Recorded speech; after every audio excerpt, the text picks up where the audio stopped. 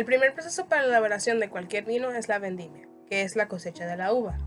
La uva debe presentar una maduración idónea para su recolección, porque de esto dependerá la calidad del producto final. Es también muy importante el nivel de azúcar que tenga la uva, ya que de aquí depende la fermentación y el nivel de vino que tenga el producto final. Posterior a la cosecha y recolección tenemos el proceso de despalillado. Este se hace con una máquina despalilladora y su objetivo es separar la uva de las ramas y las hojas que pueden estar presentes en el racimo. Estas ramas y hojas aportan un sabor amargo al mosto en el proceso de maceración si no se eliminan anteriormente. Luego tenemos el proceso de extrujado. Ya separada la uva de los racimos, los granos de la uva se llevan a una máquina extrujadora o pisadora. Se llama de esta forma porque anteriormente se solían utilizar los pies para llevar a cabo este proceso. La finalidad de este proceso es romper la piel de la uva, que se conoce como ollejo, y de esta forma se extrae la mayor cantidad del mosto que está dentro de la fruta, para así facilitar el posterior proceso de maceración, ya que el mosto y el ollejo se encuentran en mayor contacto. Es importante recalcar que este proceso no debe ser muy abrupto, porque de lo contrario se romperían las semillas de la uva, y esto hace que el producto final tenga un sabor amargo. Lo siguiente es la maceración y fermentación alcohólica. Para los vinos blancos existe un proceso previo a este, pero se explicará más adelante la diferencia entre los procesos de los vinos tintos y los vinos blancos. Para la maceración, las uvas se mantendrán a una temperatura controlada por varios días. Este proceso es de gran importancia, porque no solamente ayuda a la buena fermentación, sino que también aporta el color y la estructura final del vino. Luego, por las levaduras que se encuentran naturalmente en la piel de la uva, comienza el proceso de fermentación. Este se denomina fermentación alcohólica, porque el azúcar que se encuentra en la uva se convierte en alcohol. Dentro de este se llevan a cabo varios procesos. Primero, el dióxido de carbono hace una especie de burbujeo que permite que los sólidos suban a la superficie creando un sombrero. Dentro de este entonces se llevan a cabo dos procesos simultáneos. El primero de estos es el remontado. Este consiste en vaciar el mosto por la parte inferior del contenedor donde se encuentra y reintroducirlo por la parte superior. Esto va a crear un sombrero y ese sombrero va a ser el que permita el inicio del próximo proceso, que se llama bazuqueado. En este se rompe de forma manual o con la ayuda de una vara o bazuqueador el mosto, con el objetivo de mezclarlo con el resto del vino. Esto se hace para que el mosto transfiera ciertas propiedades al vino. Dependiendo del tipo de vino que se quiere elaborar, este proceso puede tardar entre 10 y 14 días. Las temperaturas deben ser controladas, estas no pueden ser superiores a los 29 grados Celsius. Luego de pasados estos días, entonces el mosto se transfiere a otro contenedor para su posterior prensado. ¿Y en qué consiste el prensado? Pues el producto sólido de la fermentación todavía contiene grandes cantidades de vino, por lo que es sometido a un prensado para extraer este líquido. Luego de esto viene la fermentación maloláctica. Este se llama de este modo porque el ácido málico que se encuentra en el vino, uno de los 3 ácidos que se encuentran en el vino, es transformado en ácido láctico. Esto va a reducir el sabor amargo del vino para hacerlo más agradable al consumo. Esta segunda fermentación va a tardar entre 15 y 21 días. Ahora viene uno de los procesos más importantes para la elaboración del vino, que es el envejecimiento o la crianza. Junto con el proceso de crianza existen otros dos procesos, que son el trasiego y el clarificado. Estos son para eliminar las impurezas que el vino puede traer desde el proceso de fermentación. El vino obtenido durante los pasos anteriores es introducido en barricas de roble. La madera para la elaboración de barricas se selecciona principalmente por sus propiedades de dureza, permeabilidad y porosidad.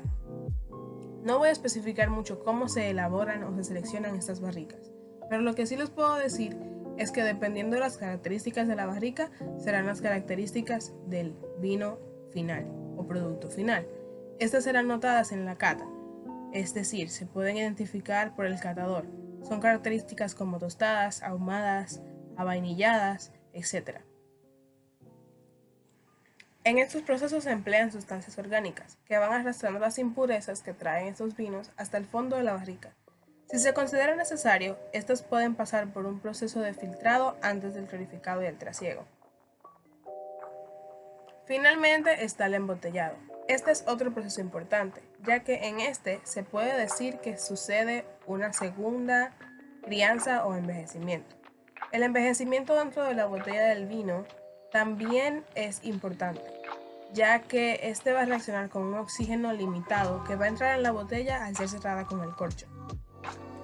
Otro punto importante del envejecimiento en botella es que este permite que el vino se estabilice. Todos los aromas y propiedades adquiridos en la barrica anteriormente en la botella encontrarán un punto de equilibrio. Es importante saber que dependiendo del tiempo que se deje tanto en barrica como en botella, podemos obtener un vino de crianza, vino de reserva o gran reserva. Los procesos mencionados anteriormente son para la elaboración del vino tinto. Para el vino blanco no hay mucha diferencia. Las únicas serían que en este queremos utilizar un tipo de uva distinto, uno con la piel y la pulpa más clara, para obtener el color característico del vino blanco, amarillo oro. Además de que luego del proceso de estrujado pasamos a un proceso de escurrido, para separar la pulpa de la piel. De esta forma, en la parte de la fermentación, el color no se ve alterado por la piel de la uva. Vinos espumosos. El cava, la champaña, son vinos cuyos procesos de elaboración difieren a otros tipos de vino. El proceso de elaboración se realiza siguiendo el método tradicional Champoix-Cenis, que se fundamenta en que tiene lugar una segunda fermentación en la botella a partir de un vino que será añadido azúcares y levaduras. En la fabricación de este vino tenemos lo que es la preparación del vino base. Aquí tenemos la vendimia y prensado. En la vendimia, cuando se ha alcanzado el proceso de maduración de la uva, este se transporta en cajas con fines de cuidar a los granos de uva para evitar la rotura de la piel o magullones, así no empezar una fermentación antes de tiempo o una oxidación en los polifoneros. La uva, una vez en la bodega, pasa directamente al prensado sin ser estrujada. El mosto que se destina para espumosos es el procedente de las 3 primeras prensadas. Esto quiere decir que el 50% en cuanto al rendimiento del mosto es el que se dedica para hacer los vinos espumosos. El mosto se sulfata y se deja en reposo para empezar la fase de el desfangado estático. Esto quiere decir que se deja en reposo para la clarificación del vino. Tenemos también lo que es como parte de la preparación del vino base, la fermentación del mismo. Al mosto se le hacen las correcciones que fueran necesarias, ya sea que se le añade o se le quitan las levaduras que sean necesarias y que se fermentan entre 15 y 18 grados Celsius. Finalizada la fermentación, se hacen los trasiegos. 3 trasiegos, que es el primero se realiza un mes después de la fermentación maloláctica, el segundo se hace antes de la clarificación natural del vino y el tercero se hace luego de la clarificación del vino. Se hacen mezclas a partir de obtener una calidad uniforme, una operación que se denomina coupage. Y para ello se hacen catas analíticas para la selección. En el coupage se incluyen también fracciones de vino de buenos años y una porción que oscila entre un 25 y un 30%. Estas mezclas se hacen antes del tercer trasiego para la estabilización física, química y biológica. En la reglamentación de los vinos espumosos, estos tienen que tener unas características especiales. El vino base tiene que reunir unas características especiales, como por ejemplo, el alcohol tiene que ser de 9.5 a 11, la acidez total debe de ser mayor a 3.5 gramos sobre litro sulfúrico, el estrato seco no reductor debe de ser de 13 a 22 gramos por litro. Tenemos ahora lo que es la segunda fermentación. Aquí ya pasamos a el embotellado del vino. Como les comenté antes, este tipo de vino se fundamenta en que su segunda fermentación se hace en la botella. Entonces, al conjunto de operaciones para embotellar el vino se le llama triaje. y antes de ponerlo a la botella se le hacen unos análisis de ácido volátil, sulfurosos y azúcares reductores. Las operaciones que comprenden el triaje son la preparación de un jarabe de elevada concentración azucarada utilizando azúcar de caña. Este jarabe se llama licor de triaje y se prepara disolviendo 500 gramos de azúcar en un buen vino añejo y se deja en reposo unos 6 u 8 días. Una de las características más importantes es que esto debe tener una temperatura controlada y un ambiente controlado. También tenemos lo que es la preparación de la levadura activa, otro de los secretos cuidadosamente vigilados por las empresas que fabrican este tipo de vino es que en la preparación de la levadura activa hay que tener un riguroso y muy cuidado del proceso, porque de esto depende totalmente la segunda fase de la preparación de este tipo de vino. La fermentación en la botella depende totalmente de las levaduras. Por eso es una de las características más importantes, que es la facultad de fermentar a baja temperatura. Y digo que es una de las características más importantes porque el poder fermentar a baja temperatura da dos beneficios sumamente importantes. El primero es la buena espuma y el segundo es las ventajas organolépticas que ofrecen las propiedades del vino en sí.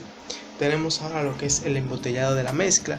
Las botellas empleadas para los espumosos son de paredes gruesas y resistentes y son capaces de resistir presiones hasta de 6 atmósferas. En el taponado de la botella se hace como esta es una segunda fermentación, se hace con un tapón temporal que se le llama tapón de corona, que está hecho de estaño, aluminio. En los casos en los que el vino tiene un largo tiempo en la fermentación, ya sean 6 años, 8 años, se hace de acero inoxidable. Tenemos lo que es también la refragmentación en botella, que es donde las botellas se colocan en posición horizontal en grandes hileras colocadas en forma alterna al suelo, donde el cava o la botella se dice que las botellas están en rimo. Una vez terminada la fermentación, el vino espumoso necesita reposo y una baja temperatura.